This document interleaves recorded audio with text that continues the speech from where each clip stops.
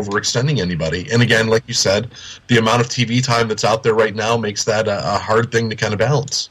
Yeah, and Lesnar is such a special case. I mean, it almost reminds me of Floyd Mayweather, where boxers don't fight for titles anymore. They fight for the opportunity to fight Floyd Mayweather, and that's what they have in Brock Lesnar, is that he's such a star, he's so special that whoever gets him at WrestleMania, it's got to be the right guy, because if the plan is to get some rub off of Lesnar to create the next big star, you don't just give that to anybody. Yeah, you're right. And my thought was, Brock Lesnar reminds me of Floyd Mayweather. Floyd Mayweather is the size of maybe one of Brock Lesnar's legs, or he eats a meal the size of Floyd Mayweather. But as an attraction, yeah, you're absolutely right. That you're the guy who's facing the money guy, and in some ways, that's just as attractive as competing for the WWE title.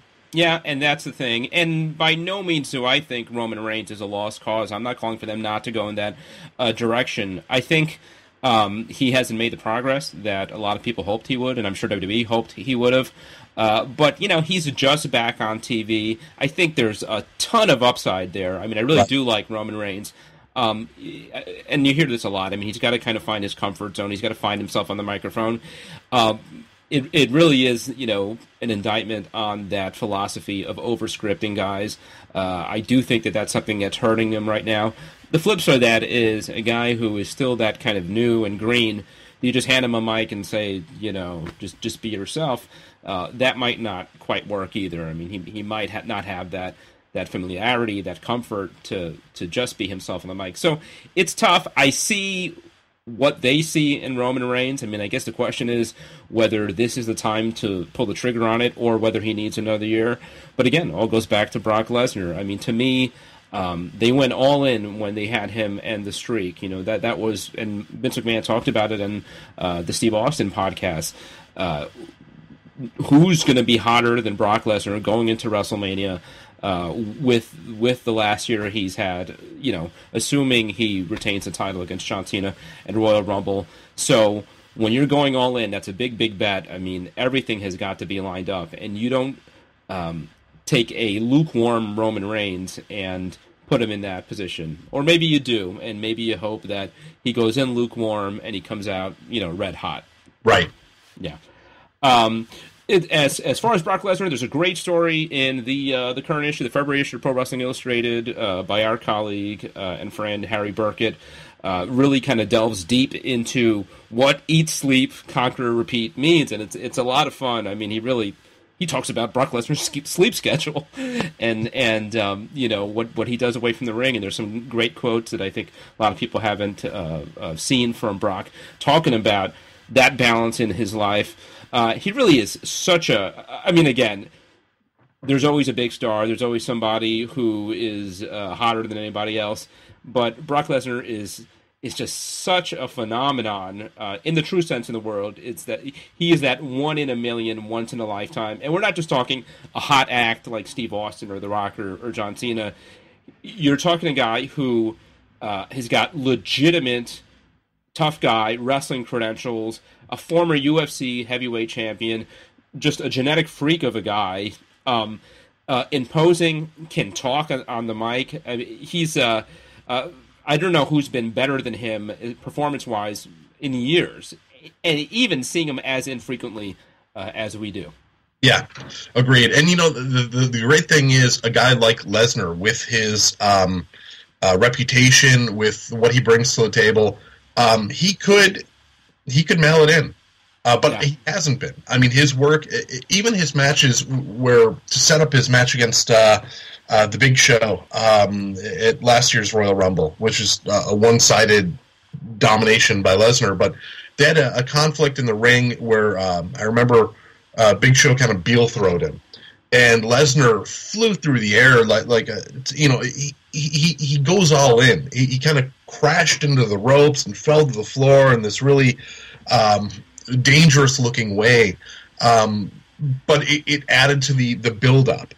He's not kind of taking it easy or just kind of going through the numbers. I mean, just the little nuances he does are better than he did 10 years ago when he first came in as the next big thing. Sitting up during the SummerSlam match against John Cena and imitating The Undertaker. Yeah. Just keep that in mind. And he's really at his best, I think, right now, which is really pretty incredible. And he was pretty damn good 10 years ago. Oh, yeah, absolutely. And it's funny, you say that he's not mailing it in, and I agree, but what's fascinating is that clearly WWE is not the most important thing in his life. You know, he's right. Not a John Cena who will sacrifice every other aspect of his life to perform. I mean, you get him when you get him. He says, I work X number of dates, it's not a whole lot, and don't bother me outside of that unless you're willing to pony up. So a guy with that attitude, and we've seen guys in the past who have had the very limited contracts, and when they show up, again, you kind of get a sense that they'd rather be somewhere else. But you're right, when Lesnar is there's nobody better. I mean, it's absolutely his A game, and in a land of all these sports entertainers, he's not that, right? I mean, he's real, he's tough, he's a fighter. And it really comes through. What do you do at the Royal Rumble? It is I was live tweeting TLC last week, and I said this was their fourth match. I think it's their fifth match actually.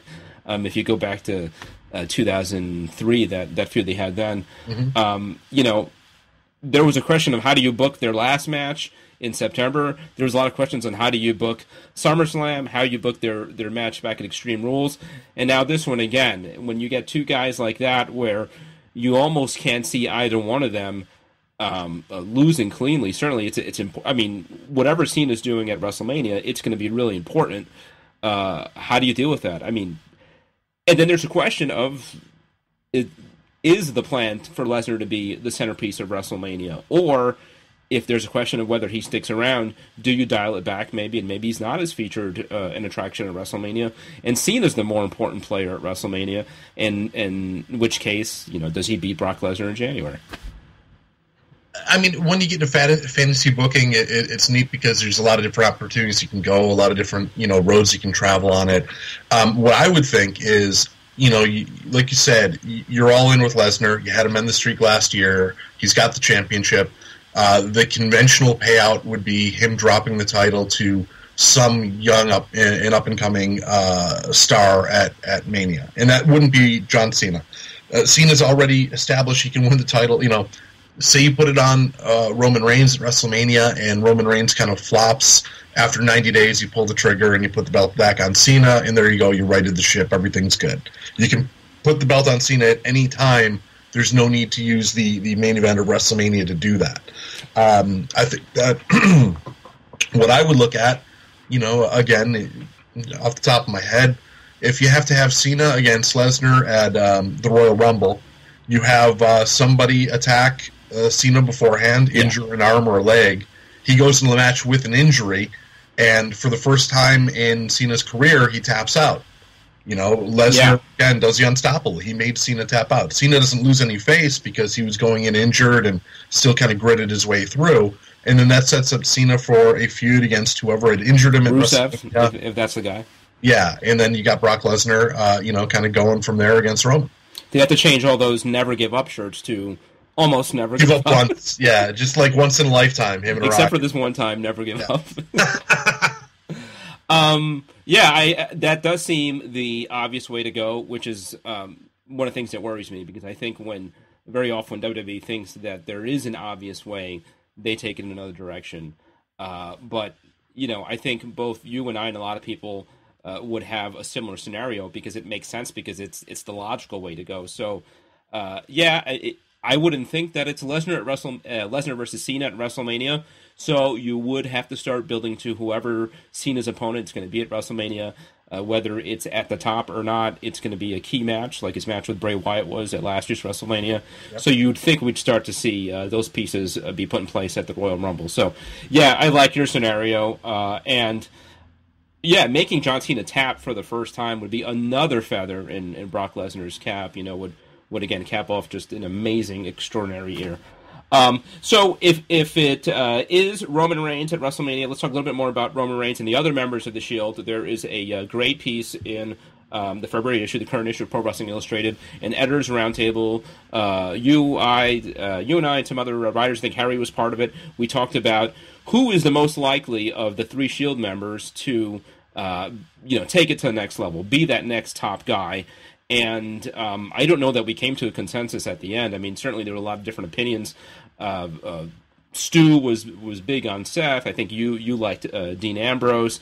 I, at the time, was still pretty big on Roman Reigns. A lot's changed even since we had that discussion, and all three guys in different ways are featured as kind of key players right now. What do you think? Has anybody cooled off more than you thought they would? Is anybody a lot hotter than you thought they would be? I don't think anyone. Well, of the three, I think Ambrose might have cooled off a little bit from where he was a month or two ago. But I still think all three of them have the potential, which is the great thing about that roundtable and the fun thing about it. There was no wrong answer. You can look at those three guys from the Shield, and in the beginning, when the Shield first debuted, it was obvious. Roman Reigns, look at him. The guy's huge. He's a good-looking guy. He's got that charisma. He looks like Khal Drogo from Game of Thrones. He's the guy who had that superstar singles potential. But when they split, all of a sudden, Seth Rollins, holy cow, he's showing all this personality that he hadn't. Dean Ambrose went the other way and went kind of full John Moxley and became the lunatic fringe character again and really showed more of a anti-hero a vibe to him that got over really well for guys like Steve Austin and others in the past. So you had three guys who all bring something kind of unique to the table, and all of them have done extremely well since the Shield split up. Normally when you break up a clique or a tandem or something, there's the Marty Jannetty syndrome. One of the guys might get pushed, but at the expense of the other guy. Like somebody's got to kind of drop down a little bit. That hasn't happened with the Shield. They've all been able to kind of go their own separate ways and actually get in a higher spot individually than they were collectively as a group, I think. Yeah, I think the difference between Dean Ambrose and Seth Rollins as kind of one unit and separately Roman Reigns is that Rollins and Ambrose, for them it was more organic. In part because they came into WWE already with big reputations. Seth Rollins was a big star in Ring of Honor, was a former Ring of Honor heavyweight champion.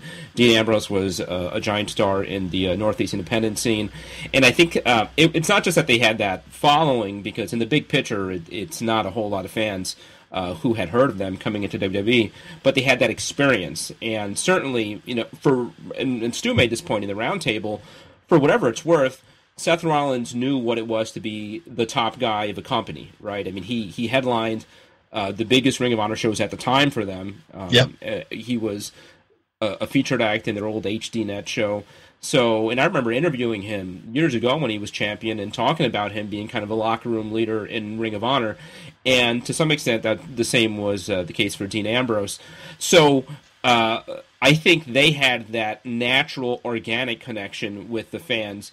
That came to them more easily than it did for Roman Reigns, who is more kind of this, factory-made guy. He is this creation. He's the Frankenstein of WWE. They put all the pieces together. The indies versus developmental, really. Yes, exactly. You've got some guys who have 10 years experience, roughly, on the independents, which used to be a detriment. Yeah. Getting into WWE, it used to be, you spend all this time on the indies, you have to learn quote-unquote WWE style. So you have to unlearn everything you've learned because we want everyone to be on the same page. And that makes sense from safety, and you're wrestling 300 matches a year, 260, as opposed to, every Saturday or whatever the case may be.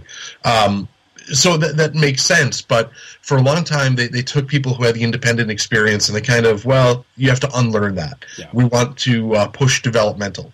And for the better part of the past decade, you got guys coming out of developmental. You can think of all the guys, if you really go back and think of it, guys who came through who were WWE projects and just never lasted, never made it. Guys who had great builds and just kind of fizzled and flopped along the way. I don't want to single anybody out, but, going back to the era where you had the Basham brothers and La Resistance and others, you had all these people who were coming out of developmental with basically the same look, the same style. They'd last for a year or two and down, and that happened for the better part of a decade.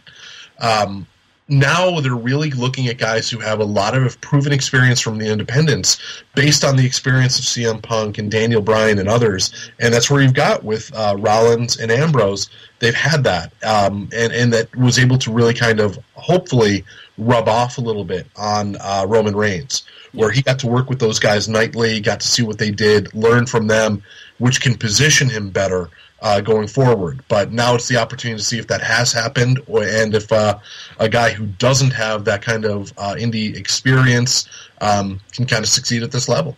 What's interesting is that guys like Seth Rollins and Dean Ambrose, those indie guys, part of the reason that they start to catch fire in WWE is because they can make those connections, and because they can fly a little lower on the radar, where a guy like Roman Reigns, who WWE right off the bat said, this is our guy, this is our project, they kind of micromanage more, they get more involved. But the hotter that Ambrose and Rollins have gotten, the more WWE has begun to kind of become involved and micromanage, and I think that might have hurt them a little bit. I mean, certainly with Dean Ambrose, you feel that natural, again, organic connection with the fans is starting to fade, and he's starting to become more the WWE sports entertainer. Right. And you saw it at TLC with that finish, with that kind of convoluted finish with the short circuit in the monitor. It just, I don't know. I've seen a lot of things from Dean Ambrose in the last few months since he's become a real featured act and now has headlined 2 pay-per-views in a row. I've seen a lot of things that I've thought, that doesn't feel like Dean Ambrose. I mean, it doesn't feel like the character. It doesn't feel like the guy. There was something on the Tribute to the Troops just the other night, something wacky. He came out with something I don't remember. I was wearing a Santa Claus hat or something. I don't remember. It was something goofy. And it's just, you see it and it's like, I don't know. That doesn't quite feel like him. And again, a guy like Roman Reigns, from the outset, here is a WWE product. I mean, again, this guy is right out of the factory, and it almost feels like Dean Ambrose in particular, they're starting to kind of push through that factory, and I don't know that it's working. Seth Rollins, however, has been able to kind of, I think, keep his momentum. He's really good on the mic. Yeah. I feel like he knows who his character is, and there was a lot of uneasiness about when the Shield split. But, let me ask you that. Are these guys better off today than they were when they were together? Yeah, I think so. Because the thing is, the Shield was great. Well, I don't want to look at it with rose-colored glasses. I mean, the Shield was very good, and it was a great way to introduce 3 new characters to WWE and immediately have them become significant players. But the Shield was never quite defined. They came in the beginning, and they saved CM Punk. They helped protect his title reign. They did that great sit-down interview where they were asked point blank, do you work for CM Punk? And Dean Ambrose just, nope, that's it. Just, and just kind of, but they explained that they were the hounds of justice, and that when they saw injustice, they reacted, which is kind of neat. All right, we have this vigilante group, but that quickly just became a heel group, and then they became kind of like the pawns of the authority, and it didn't really make sense. And then they kind of turned babyface a little bit, at the beginning of the year. But their entire reason for existence is kind of ill-defined from the very beginning. Like, Who were these guys? How do they have the ability to just come out of the rafters every night and, whatever? It was good, but it was a short-term thing. And I think that it was the launching pad that successfully enabled the 3 of those guys to go off to bigger and better things, where there's more opportunities. The Shield is a very limited concept, I think. I would have liked to have seen Reigns and Ambrose keep some kind of alliance, even after Rollins left. I mean, there's no reason why they wouldn't. There were 3 of them that were supposedly as close as brothers. One betrayed them, but why would the other 2 essentially stop hanging out with each other?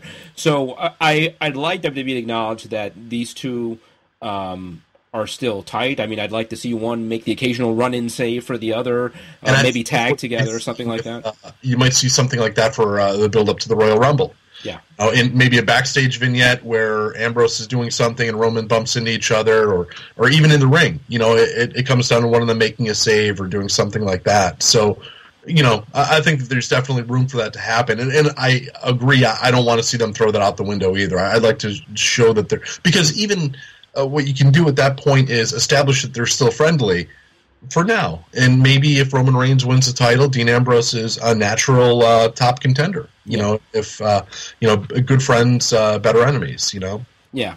And if they decide against Reigns versus Lesnar at WrestleMania, I heard the theory, and I kind of like it. I mean, typically I'm not a big fan of triple threat matches, but if there was ever a money triple threat match, it's Ambrose versus Reigns versus Rollins at WrestleMania or wherever they do it, you know, to essentially clear up the question that we asked in the Editor's Roundtable, who is the guy, who's the one who's going to stand out from the rest of the Shield. Anyhow, there's also a lot of other fun stuff in the February issue of Pro Wrestling Illustrated. And anything, Dan, that you wrote or read that you think fans should check out? Yeah, obviously, one of the things that's kind of near and dear to me that I've had the opportunity to kind of oversee since we've implemented it, the PWI Female 50. That's in the current issue that's on newsstands right now, where Paige from WWE came in #1. So that's great. That's always fun to put together and really kind of work on that. So that's a great thing for fans to check out too. There's so much more to women's wrestling today in 2014, almost 2015 now, than being the bathroom break. Yeah. It's not like that anymore. You've got promotions like Shimmer and WSU and NCW Femme Fatales and Shine that are all women's promotions or prominently feature women. Those are all women's promotions. Smash Wrestling up in Toronto does a lot where they really kind of push the women as well. So there's a lot of really, really great wrestling going on in the women's division internationally. And I think if you're not necessarily familiar with it or some of those names, the Female 50 is definitely a great thing to check out and kind of get acquainted with it, because I'll guarantee there are a lot of women in that you will be seeing in WWE in the next couple of years. Yeah, and it's become a great follow-up to the PWI 500. We dissect the top 500 male wrestlers in one issue, and the next issue, mostly you dissect the top women's wrestlers. And again, it's become a fun kind of 1-2 punch. In addition to the cover story on Brock Lesnar, we've got features on the other two big heavyweight champions. There's a feature on TNA champion Bobby Roode, who I'm sure we'll be seeing a lot more of now that TNA is coming back next month. I wrote a piece on Jay Briscoe, who had just won the Ring of Honor title. We just saw him successfully retain it at, what's the show at the end? Final Battle, of course, against Adam Cole. That's a lot of fun. And then all the usual columns, my column, Quick Count, your column. There's the ballot for the year-end awards, which we're going to be talking about more in our next episode. We're also hoping to delve a little bit more into the Female 50 in the next episode. We're hoping Dan can maybe get one of these ladies to talk to us. I am a pro at getting ladies to talk to me. I see a few in the background right there. And normally they say go away and restraining orders, but they will talk to me. You won't let them go. You get them trapped inside your house with 8 feet of snow outside your door. Where are they supposed to go? So, yeah, definitely check out the magazine. Again, PWI-online.com is the place to go for all of that. And definitely check in with us. Let us know what you think about this first episode. PWI Podcast at Outlook.com. Official PWI on Twitter. I don't know if there's anything else you want to plug, Dan. I think you covered all the bases. Thank you so much, Dan, for taking the time. Thank you, everybody who checked this out. Please, if you can, I'm not even sure how this is going to work out, but subscribe to the podcast. I think we're going to feature it on the website. I'm hoping to put it up on YouTube, too. Spread the word about the podcast, about Pro Wrestling Illustrated, and check back with us soon. Thanks. Take care.